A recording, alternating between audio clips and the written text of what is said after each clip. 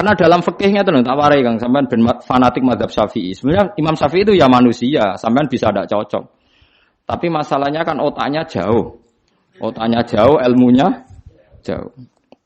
Sekarang saya tanya, khutbah itu syarat sahnya Jumatan orang berapa dalam mazhab Syafi'i? 40.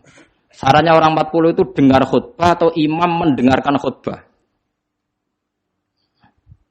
Enggak, sampean saya tanya. Imam memperdengarkan khutbah atau orang 40 dengar khutbah? Loh beda.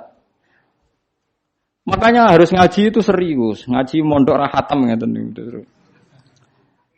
Misalnya saya jadi imam, khotib. Yang dengarkan saya orang 40. Bisa saja yang 2 itu kopok. Enggak dengar memang karena kopok. Atau yang 4 omong-omongan, enggak ngurusi. Tapi imam tetap dengan suara yang pengandaiannya orang normal itu dengar. Makanya kata fikih-fikih Syafi'i, wa yajibu isma'u arba'in wa illam yasma'u fi'lan. Yang penting seorang khotib memperdengarkan suaranya yang andekan dalam keadaan normal orang 40 itu dengar. Wa illam yasma'u mersi pun hakikat mereka tidak dengar. Karena mungkin omong-omongan, ada suara mobil, bising, tidur, gosip, macam-macam. Makanya itu perdebatan fikih. Yang wajib tuh isma'u arba'in atau sama'ul arba'in. Memperdengarkan atau hasil apa? Dengar. Lah baca bismillah ya seperti itu. Yang penting itu imam membayangkan mereka dengar atau hasil dengar. Paham sih kalau maksudnya? Makanya perdebatan fikih itu pasti seperti itu. Misalnya seorang guru. Sementing seorang guru atau kiai itu memahamkan. Dia sudah pakai bahasa yang baik, intonasi yang baik. Apa hakikatnya mesti Anda paham? Kan enggak juga. Mungkin wis mbulet mikir tanggal, wedi bayar BPKB sesuk macam-macam ono wong ngaji wis mbah. Sembang sumpah ngaji ngono sumpah.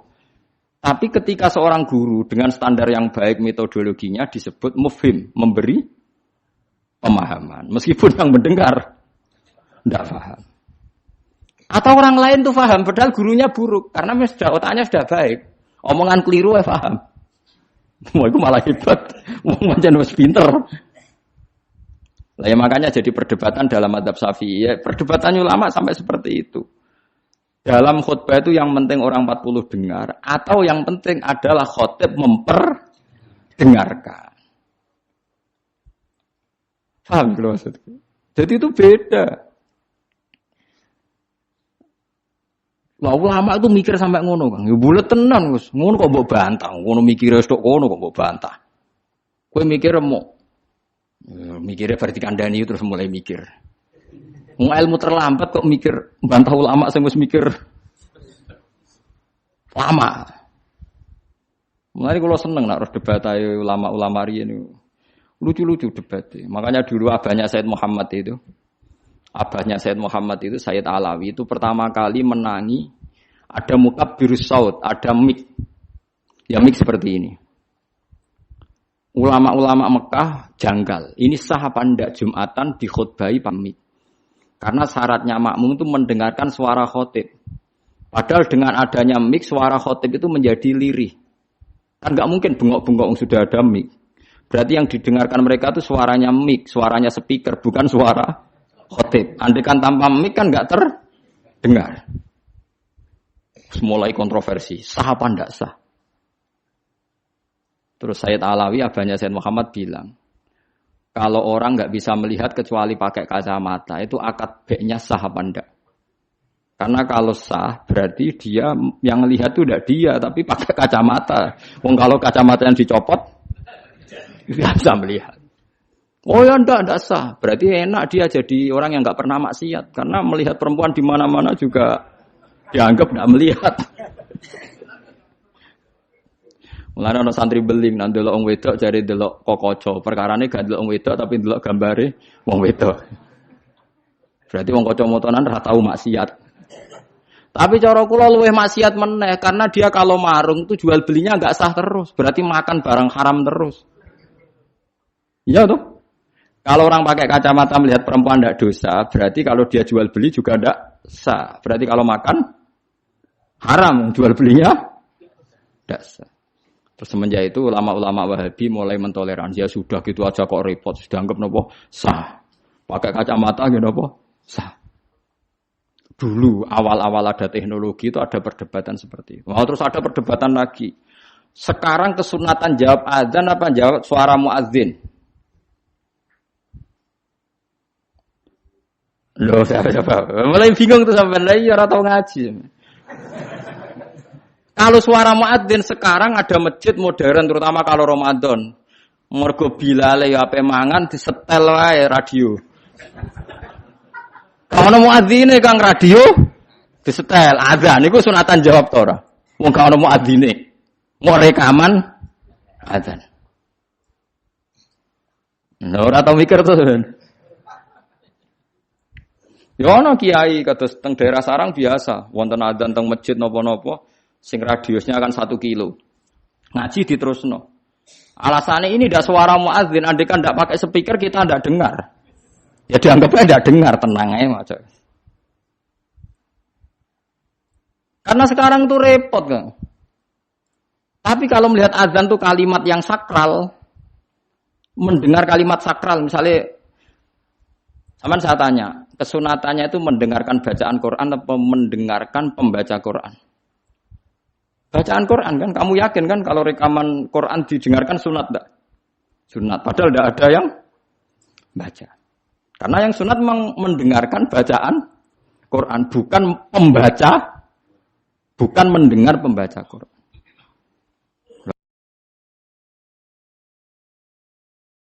Ulama mikir nganti kono ora pusing. Ngono mikir abot ngono jebule wong sowan njuk pangestune kula buka toko. Waduh. Musibah.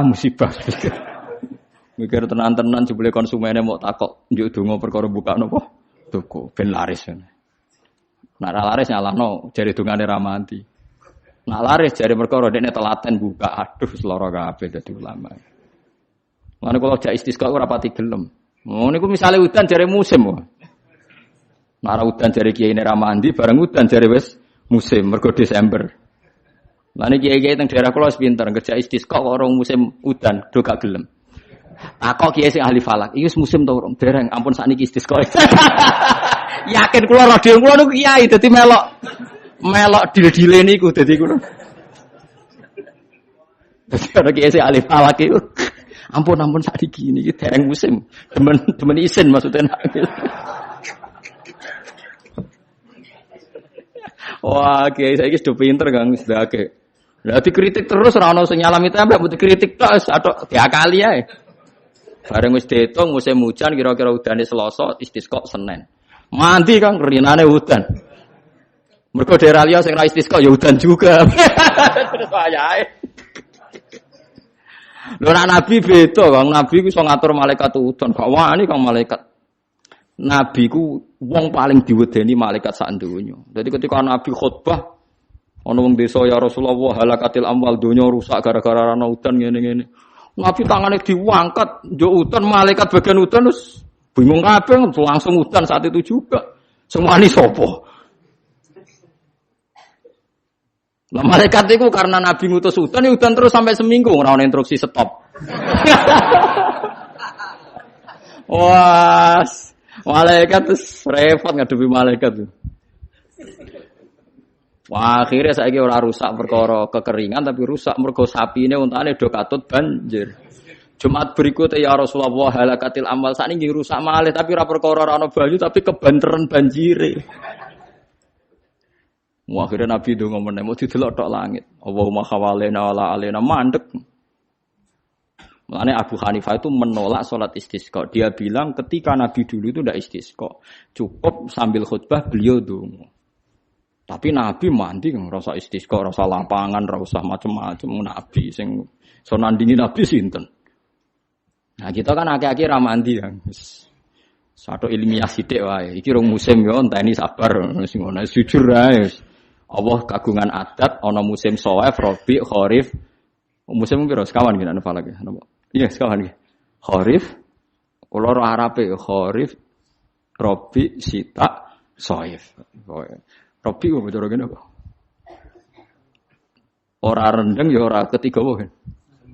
Semi, ora Eropa ya ora mareng ya, mareng. Seropi labo, sita musim hujan, soef musim ketiga. Difahami terus dadi kiai ku angel. Mulane ulama-ulama sakniki sering berdebat ngoten. Yang penting itu orang 40 mendengar atau khotibnya memperdengarkan. Makanya suara muadzin itu kita menjawab suara muadzin pas suara speaker. Karena kalau sekarang rusak kabeh, sama delok teng kitab fikih misalnya teng Fathul Wahhab, teng Fathul Muin.